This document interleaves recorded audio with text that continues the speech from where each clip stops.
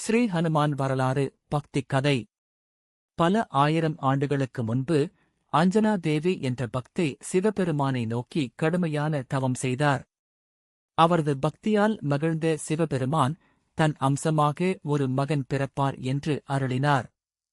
அதே சமயம் வாயு பகவானின் அருளால் அந்த தெய்வீக சக்தி அஞ்சனா தேவியை அடைந்தது. இவ்வாறு பிறந்தவரே ஆஞ்சநேயர், ஹனுமான், மாருதி, வாயுபுத்திரன் என்று போற்றப்படும் மகாவீரர். சிறு வயதிலேயே ஹனுமான் அளவற்ற வீரமும் தெய்வீக சக்தியும் கொண்டிருந்தார்.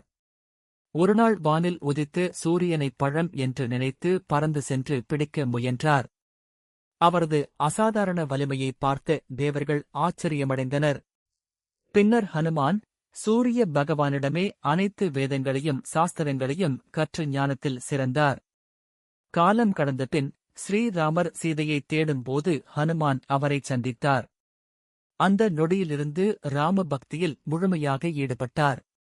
இலங்கைக்குச் சென்று சீதையை கண்டுபிடித்து ராமரின் மோதிரத்தை அளித்து நம்பிக்கை கொடுத்தார். பின்னர் இலங்கைக்கு தீ வைத்து ராவணனின் அகந்தையை உடைத்தார்.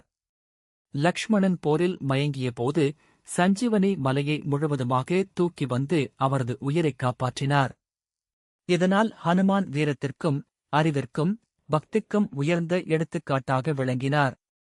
ராமபிரான் மகிழ்ந்து, "என் நாமம் உலகில் இருக்கும் வரை உன் புகழும் என்றும் நிலைத்திருக்கும்" என்று அருள் வழங்கினார்.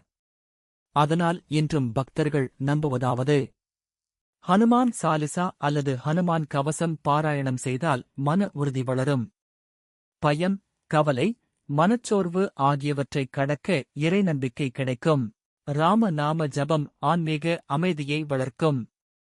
தைரியம், ஒழுக்கம், சேவை, மனப்பான்மை போன்ற நல்ல குணங்கள் பெருகும். ஹனுமானின் வாழ்க்கை நமக்கு கற்பிப்பது: பக்தி, பணிவு, தைரியம், நம்பிக்கை இருந்தால் எந்த தடையையும் கடக்க முடியும். ஸ்ரீ ஹனுமான் திருவடி சரணம். ஜெய் ஸ்ரீராம். ஜெய் ஹனுமான்.